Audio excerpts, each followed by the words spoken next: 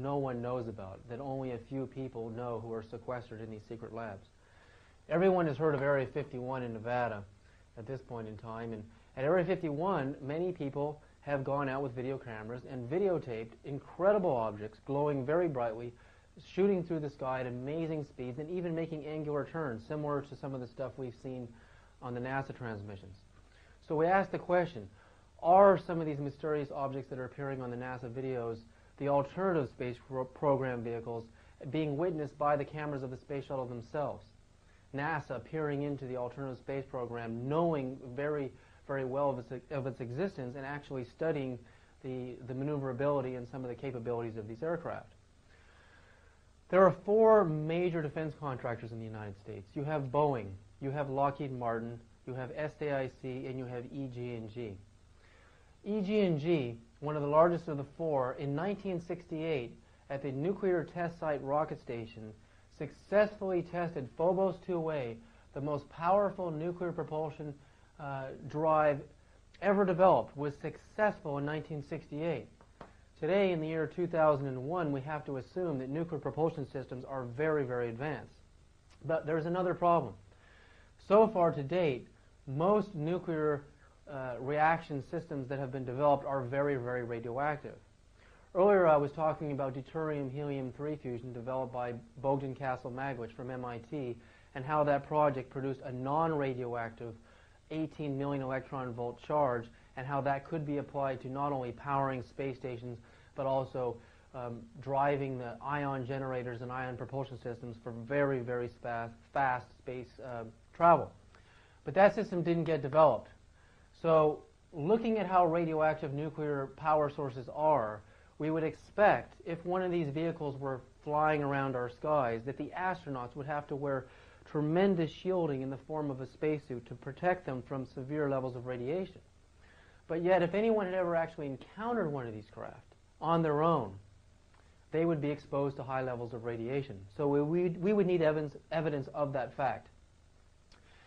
There are many evidence and many cases like that. Betty and Barney Hill, both people who were witnesses to a UFO event. They actually saw UFOs, they claim, and they actually have documented severe radiation burns on their body.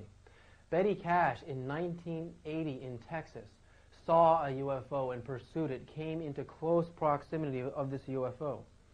She received severe, severe radiation burns for which she was hospitalized. Back in 1998, she died. No one knows for certain whether she died of the severe radiation burns that she received, but we do know that she received severe radiation burns.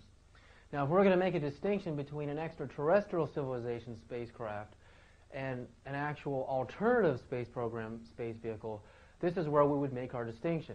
We can't assume that someone traveling from Alpha Centauri or Sirius coming here and traveling for 8.7 years would expose their bodies to high levels of radiation.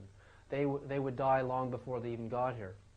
So what the signature of one of these radioactive vehicles would be exactly like what happened to Betty Cash.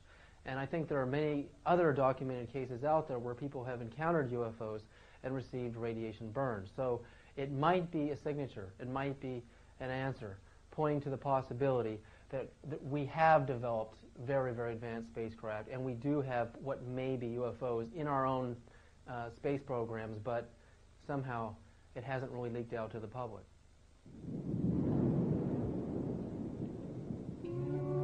The power of accurate observation is commonly called cynicism by those who have not got it. George Bernard Shaw.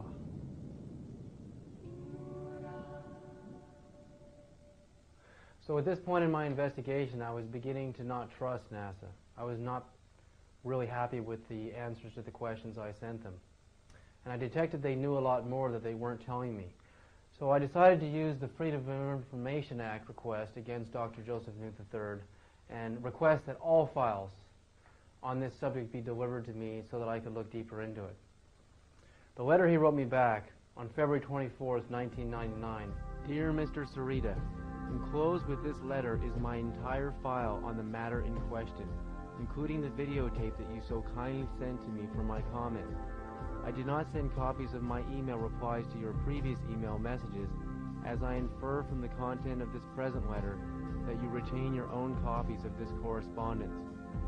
Since I'm not at all interested in the speculations of Dr. Lou Frank, and since my own research interests do not involve the data sets upon which these speculations are based, I have no other information on these matters other than that enclosed, all of which was sent by you. Signed, Dr. Joseph A. Newt III, Head, Astrochemistry Branch. P.S. Thanks for the great stamps. I had not seen anything like them previously.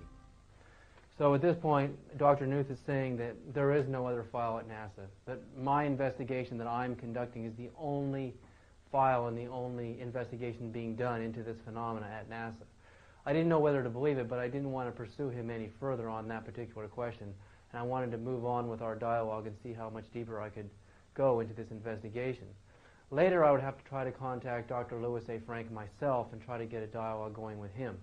On February 25, 1996, on Space Shuttle mission number STS-75, NASA launched a possible breakthrough energy technology experiment. They launched a 12-mile-long electrical conductor cable called an electrodynamic tether, designed to collect high-energy electrons in the Earth's ionosphere and magnetic fields. The motion of the conductor tether across the Earth's magnetic fields induces a voltage along the 12-mile length of the tether. Utilizing estimates in the charge densities of the Earth's magnetic fields and the ionosphere, the voltage produced is expected to be up to several hundred volts per kilometer. If successful, the experiment could produce a lot of electrical power. If additional power is driven along the tether in the opposite direction to that which it normally wants to flow, the tether, in theory, could push, creating propulsion against the Earth's gravity to raise the shuttle's orbit. The advantage to this revolutionary technology in propulsion is that it does not require any rocket fuel. If successful, electrodynamic tethers could prove a way to greatly reduce the cost of in-space propulsion. For example, the International Space Station could keep itself in orbit, saving nearly $2 billion in orbital reboost rocket fuel for every 10 years of the station's operations. But on February 25th, after the 12-mile tether began producing electricity, an unexpected overload of electrical energy fluctuating between 2 and 10 times that predicted, due to inaccurate estimates in the electrical charge of the Earth's magnetic fields, ionosphere, and possibly space radiation, fried the tether conductor cable and it broke, severing it from the space shuttle. The tether has broken at the boom. The tether has broken and is going away from us. Get it on the TV, Claude. Please get it on the TV. The tether has broken. Copy.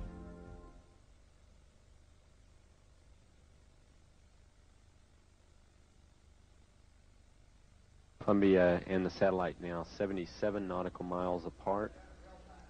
Again, that call reporting that the crew can see the tether and see the satellite. It's beautiful.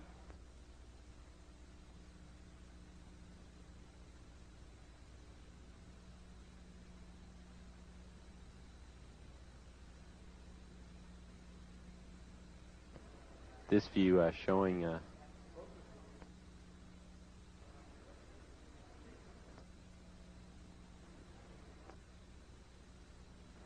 the satellite. Again, just moving into sunrise. 81 nautical miles now from Columbia.